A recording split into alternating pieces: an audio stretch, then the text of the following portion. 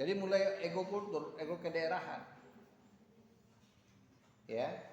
Jadi kembali ke bentuk balai pustaka.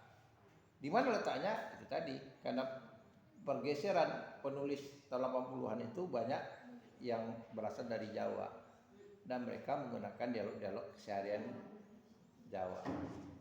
Dan itu berdampak pada perkembangan bahasa Indonesia.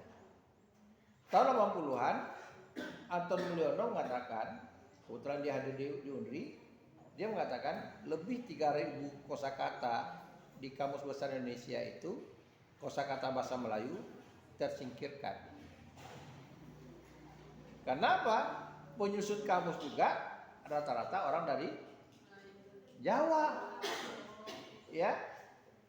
Ada kalau ingin tahu penyusunan kamus itu, ketika ada sebuah kata, itu rujukan pertama adalah bahasa induknya Melayu. Ya. Bahasa Melayu. Jadi dicari dulu bahasa Melayunya. Jadi tidak semata-mata diambil gitu. Bahasa induknya mana? Nah, kebetulan ketika 80-an itu bahkan penyusun kamus juga banyak dari sarjana-sarjana dari Jawa, mereka tidak kenal dengan bahasa Melayu. Ya, karena itu Anda kalau saya sebutkan bahasa Melayu, apa artinya Pak? Kecuali orang-orang yang betul-betul hidup di daerah. Ya.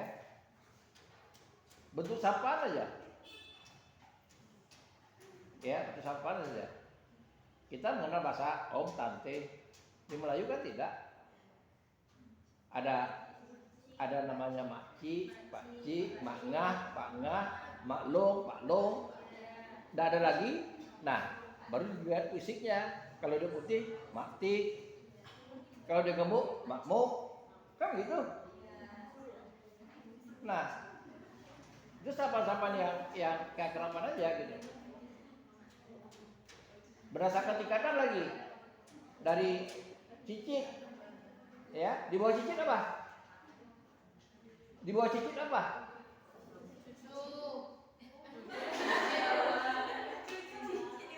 Di bawah cicit apa? Anak saya itu satu sekarang ini cicit bagi orang tua saya.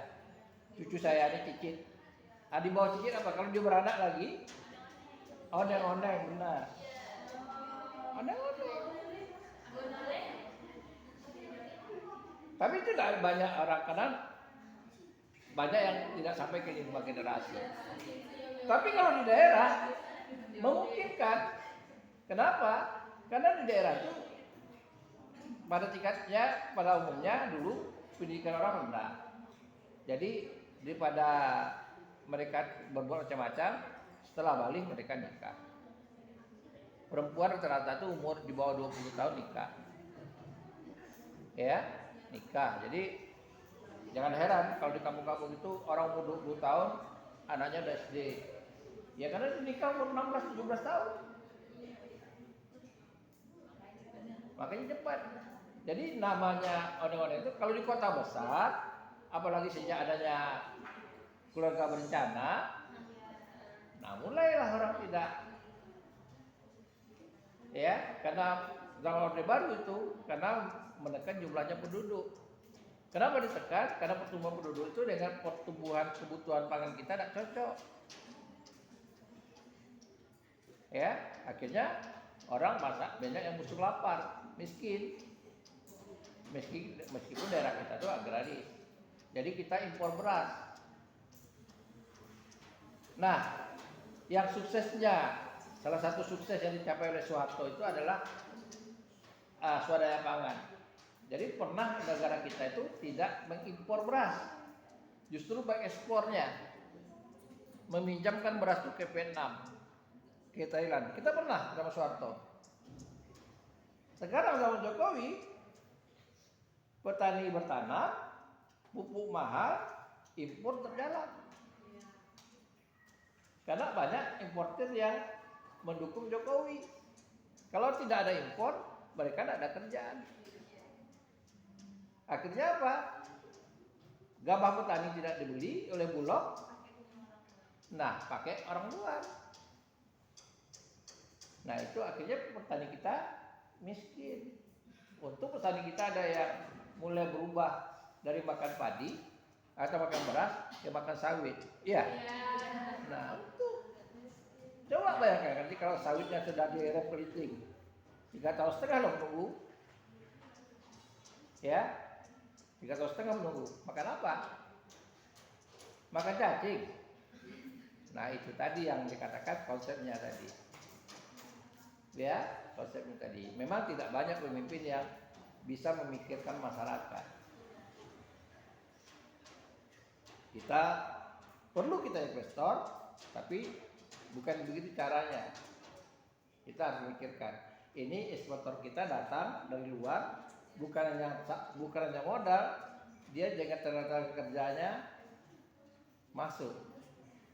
Ya, kalau dulu tidak begitu. Chevron misalnya, tidak begitu.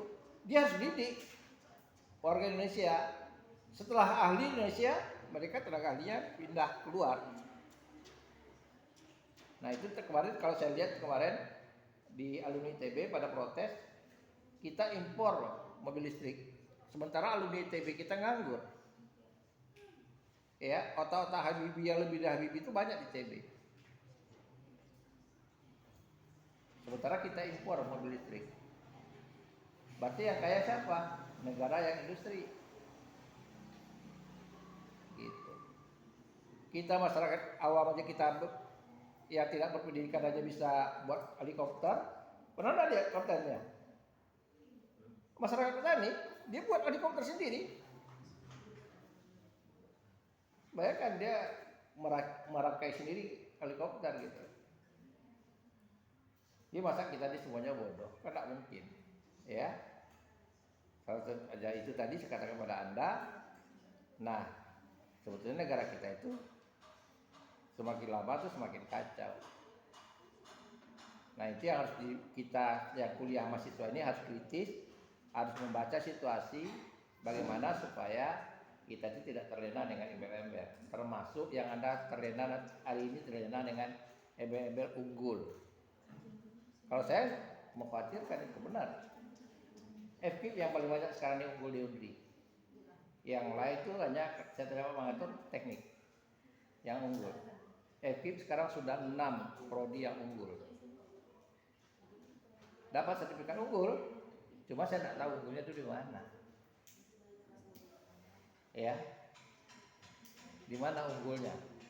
Anda bisa tidak mengatakan mahasiswa kita ini bahasa Indonesia itu unggulnya di mana? Di mana unggulnya? Di bidang apa?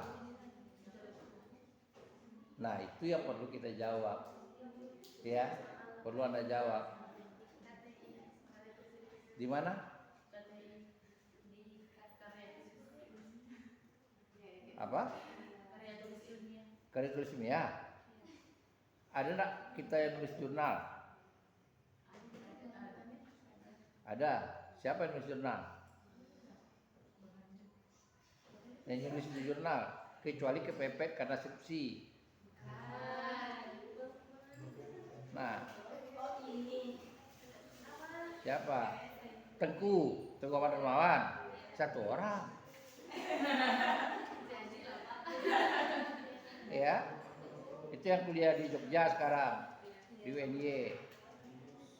Tapi semaunya kita jangan Tengku Ahmad Darmawan saja. Kalau dia sudah sarjana kan habis.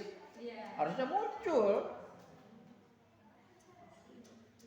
Ya, muncul itu. Nah, baru kita bisa mengatakan kita ini unggul.